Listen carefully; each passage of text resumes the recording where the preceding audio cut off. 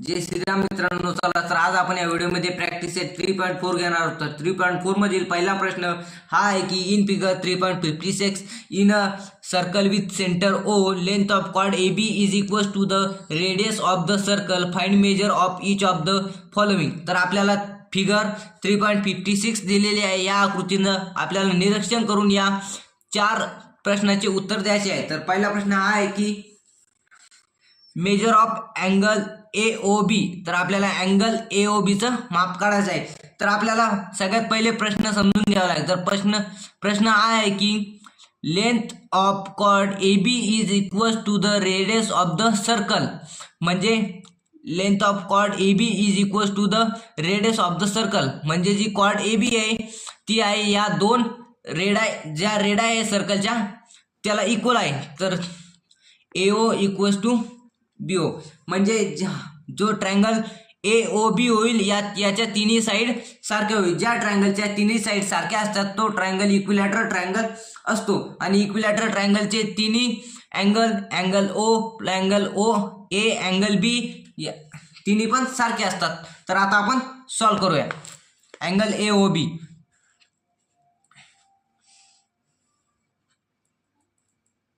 In triangle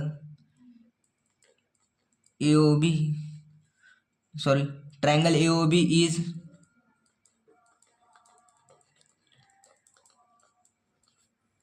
equilateral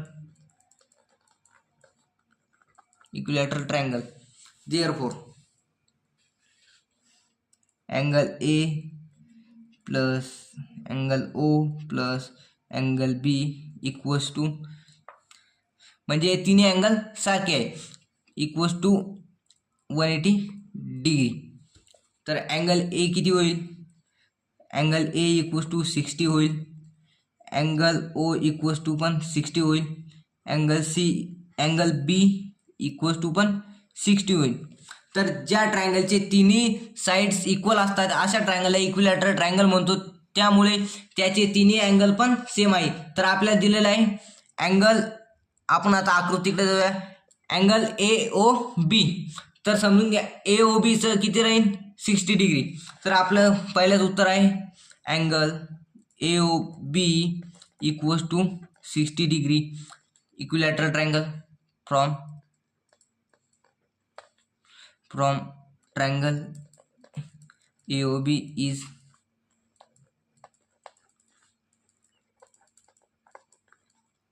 equilateral triangle. आपल्याला दुसरा प्रश्न आहे की मेजर ऑफ अँगल ACB.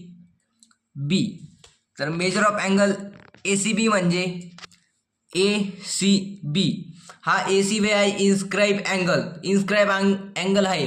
तर आपल्याला इन्स्क्राईब अँगल थेरम हे सांगतो की angle ACB equals to half of major of arc AB. म्हणजे अँगल ACB हा अँगल राहील half of major of arc AB. या AB आर्कच्या हाफ. तर आपल्याला लिहून घेऊया सगळ्यात पहिले देअरफॉर अँगल AOB आपण काढलेला आहे. तर AOB हा सेंट्रल अँगल आहे. AOB is central angle. Therefore arc AB equals to angle AOB. म्हणजे definition of corresponding arcs.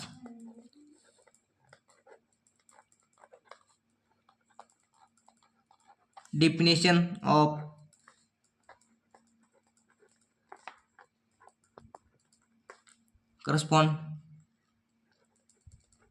Corresponding arc. तर जे सेंट्रल अँगलचं माप असते तेच करस्पॉन्डिंग आर्कचं माप असतं. सेंट्रल अँगलचं माप आपण काढलेलं आहे AOB इक्वल्स टू 60 डिग्री. तर आपलं आर्क AB पण होईल 60 डिग्री. आर्क AB आपलं होईल 60 डिग्री. तर आपल्याला अँगल ACB काढायचे. तर आपले इन्स्क्राईब अँगल थेरम असं सांगतो की देअरफॉर अँगल हा आपल्याला अँगल ACB काढायचा आहे. ACB हा या आर्कच्या हाफ असतो. तर आपण आता लिहून घेऊया. Half of angle ACB equals to half of major of arc AB. Inscribe angle theorem मी शॉर्टमध्ये लिहितो, तुम्ही पूर्ण लिहिता. Inscribe angle theorem.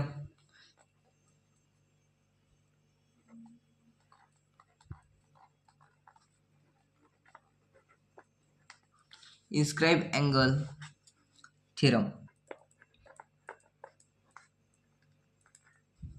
Inscribe angle theorem.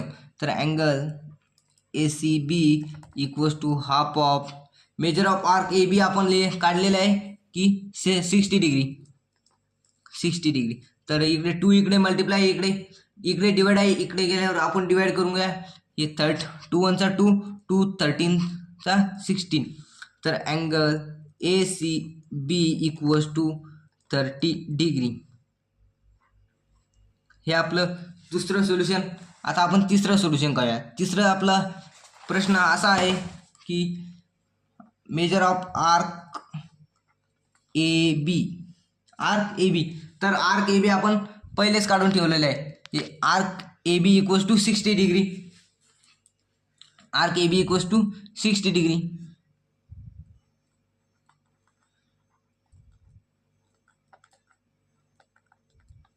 हे आपलं तिसरं झालेलं आहे. पण आपण याला काही कारण लिहूया. कारण की therefore angle AOB is central angle. Therefore definition of corresponding arc is arc AB is 60 degree. Arc AB is equals to the angle AOB आणि AOB चं आपलं मेजरमेंट आहे 60 आणि आर्क AB चं पण मेजरमेंट होईल 60. Therefore arc AB equals to 60 degree. Definition of corresponding arc.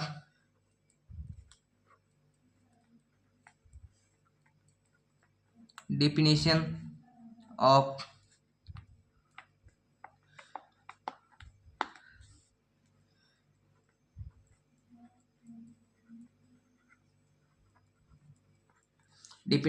corresponding arc.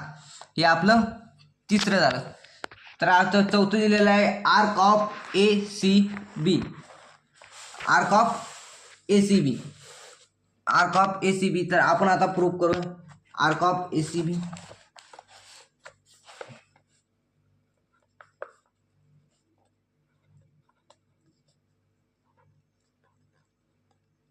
Arc of ACB. तर आता आपण डायग्रामकडे जाऊया थोडं. Arc of ACB.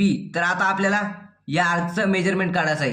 तर आपण पहिले आर्क ABचं मेजरमेंट काढून ठेवलं. तर आर्क ABचं मेजरमेंट आहे आपलं 60 डिग्री. तर पुऱ्या सर्कलचं मेजरमेंट असते 360 डिग्री. तर आपल्याला आर्क ACBचं मेजरमेंट काढण्यासाठी पुऱ्या 360 डिग्रीमधून आर्क ABचं मेजरमेंट मायनस करावं लागेल, तेव्हा आपल्याला आर्क ACBचं मेजरमेंट मिळेल. तर आपण आता लिहून घेऊया.